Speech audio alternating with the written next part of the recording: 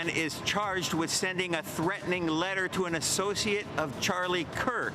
And when they searched his home in City Heights, they found a lot more letters. When a fire breaks out like the one in Ramona yesterday, evacuation orders can be confusing. I'll explain how to know when to go. Governor Newsom signs a bill to help Californians in crisis. And we have two new state symbols, what Governor Newsom chose for the official state snake and state shrub.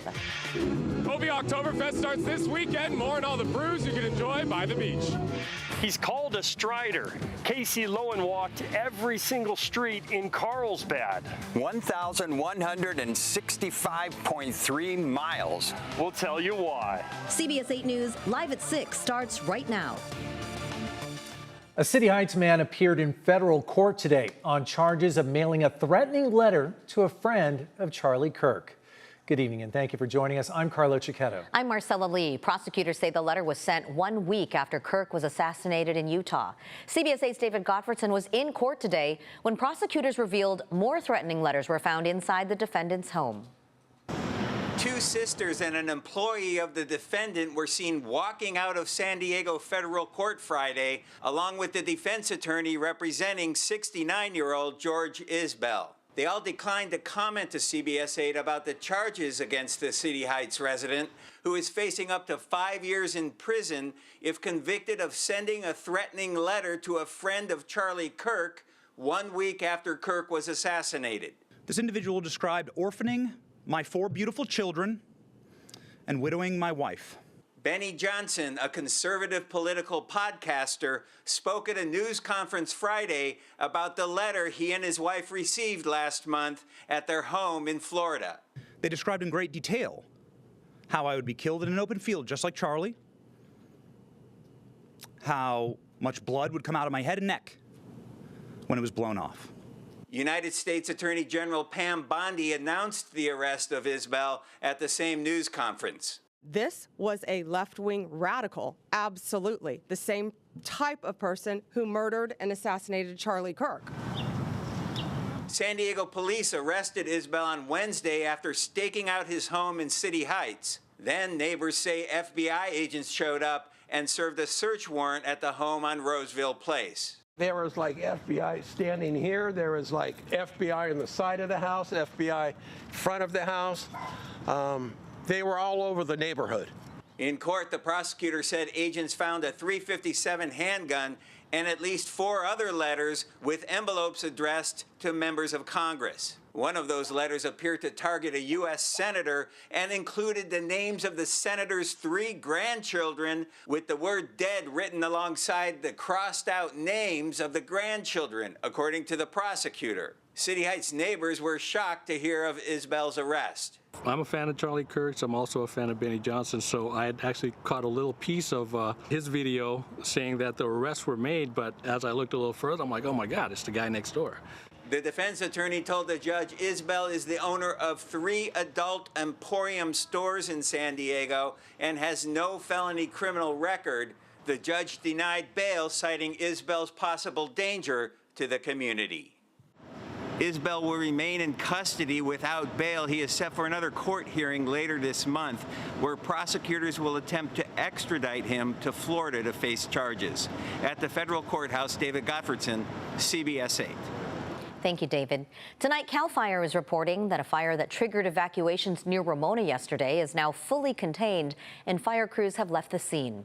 The fire started after a truck careened off a highway and crashed into a field of dry brush. Flames burned about 105 acres before crews stopped it from spreading.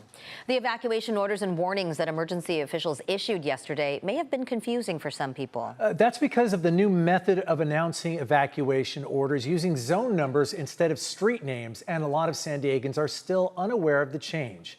CBS 8's Shannon Handy is working for you to better understand how the new system works and how you can find out which zone you live in. Years ago, evacuation warnings and orders were issued using street names. These days, it's zones. So how do you know which one you're in? I asked CAL FIRE to explain. As flames climbed up this Ramona hillside Thursday, an alert went out telling people nearby to leave. It was pretty crazy, and then when I was driving away, I looked in the rearview mirror and all I could see was the flames. David Brandon works at Demler Brothers, not far from where a burning car ignited the fire. He received the alert on his phone, but admits he was initially confused since it mentioned the zone he was in and not an exact address. So I called my boss, and eventually they just told me to evacuate, but it was definitely pretty confusing. We can see the green areas. CAL FIRE Captain Robert Johnson walked me through how evacuation alerts work. A fire incident commander will first determine what direction the fire is moving and if structures are threatened. If so, they work with the Sheriff's Department to push out an alert via a system used statewide called the Genesis Protect app. That app is going to provide anyone with the most current up-to-date information on evacuation orders, warnings, as well as road closures. You can set up the push notifications to alert you if you're in an area where there's a fire. It's going to pick up your location and it's going to provide you with those notifications as the alerts go out. You can also program it to alert you if there's an emergency near specific addresses, so if you're not home, you'll still be notified. But those alerts don't specify addresses impacted, only zones. I asked Captain Johnson to explain why. It's going to be more effective to push out areas that are effective in zones as opposed to naming off multiple streets or neighborhoods that may be effective. If you're still unsure, you can zoom into the zone on the app and see the streets it covers. You can also look on the app to figure out your zone before a fire even starts. Either way, Captain Johnson says if you have the Genesis app, you will get automatically notified if you're impacted. If you have the app and need help navigating it, you can go to any CAL FIRE station and someone will help you. Finally, for those who don't have a smartphone, Captain Johnson says you can check fire updates from a computer. And even if that's not accessible, law enforcement will go door to door and make announcements from their vehicles in emergency situations. The main priority is life safety. Working for you, Shannon Handy, CBS 8. Thank you, Shannon. And remember, if there's something you would like us to look into, you can email us at workingforyou@cbs8.com.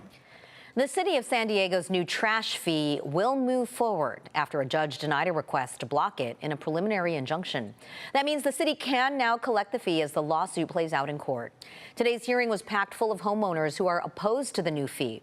They're pushing back against the city's argument that voters passed Measure B to approve the new fee. The homeowners say voters agreed to a $20-some fee, not a $43 one. An attorney for the city addressed a theory that accuses city leaders of taking taxpayer money to plug a budget shortfall. That's like saying that you think somebody is going to have trouble meeting their bills, and so they're going to go rob the corner store rather than cut costs or find other ways to meet their obligations. The city has worked really hard to come up with a fee that is going to provide a robust solid waste management service. Both sides are due back in court later this month when a possible trial date could be set. A new state law is aiming to give Californians some peace of mind when it comes to buying a used car. Governor Newsom just signed the Combating Auto Retail Scams Act, or CARS Act, this week. It allows consumers to have a 3-day cooling off period for used car purchases of $50,000 or less. You don't have to prove anything, and you don't even have to give an explanation. It's just, I don't want it, I want out of this deal, and the law requires the dealers to give you a refund. The law also applies to commercial vehicles, including those used for rideshare or small businesses. Buyers can only return the car if it has been driven fewer than 400 miles. The new law does not apply to private sales, but it does require both new and used car dealers to be more transparent about pricing and clearly explain optional add-ons. The law officially takes effect next October. Meantime, the governor signed another bill today, making a major change to a program that aims to help people experiencing homelessness or struggling with mental health get into voluntary treatment. CBS 8's Jenny Huh explains and breaks it all down for us. His Care Court program requires counties to step up more when battling issues of mental health and homelessness. It allows those like family members, first responders, and medical providers to file a petition with the courts on behalf of someone they think needs treatment. It keeps the individual who is in distress at the center of the story. It's a higher level of care without having a locked setting. That's the point of the Community Assistance, Recovery, and Empowerment, or CARE Court system, says longtime advocate Elizabeth Kaino Hopper. In fact, Hopper has utilized it, filing a petition for her daughter, who is unhoused, experiencing mental health struggles and addiction. If I didn't alert the county through this CARE Court system, this was a person in need, that there would be a higher risk of hospitalization. Governor Gavin Newsom Friday signed Senate Bill 27 aimed at improving CARE Court. It cuts down on the hearings, and it also expands it beyond schizophrenia to those with bipolar disorder with psychotic features. Democratic State Senator Thomas Umberg, who has been at the forefront of CARE Court since its origins, admits there are gaps, noting that's why Senate Bill 27 was passed. You don't want to have people die under a bridge with their rights on. You want to do what you can, in my view, to get them to a place where they're no longer homeless, where they're no longer psychotic, where they're no longer either creating a danger themselves or others, and we can do that. Once a petition is filed for an individual, they have the choice for voluntary treatment like counseling, medication, and housing. If they refuse, a judge can order participation in a treatment plan. Mental health and homeless advocate Monica Porter Gilbert opposes CARE Court. You don't agree to participate, quote, voluntarily, then you are ordered into compliance. And so in that case, it's not voluntary. She adds that it's expensive and has yet to deliver promised results. What we're seeing, again, just very initially, is that very few people are actually, quote, graduating from this program. All 58 counties do participate in CARE Court. In a statement, the nonprofit California State Association of Counties says, quote, as the program expands, adequate resources will be essential to meet new requirements and ensure it best serves the people it's designed to help. SB 27 will take effect January 1st. Jenny He, CBS 8. Governor Newsom also established 2 new symbols of California this week. We'll show you what they are still ahead. Plus, more on your chance to see some designs from the desert here in San Diego. And we're live from OB Oktoberfest. I'll show you all the brews, all the food and fun you can have this weekend. Coming up. And we're gearing up for that sunset, which is going to happen in about 10 minutes. We are starting to see a little bit more of a clearing. We did have those clouds that moved in from what is now post-tropical Priscilla. And as we go into the weekend, a whole lot more sunshine is in store. Your complete forecast is ahead.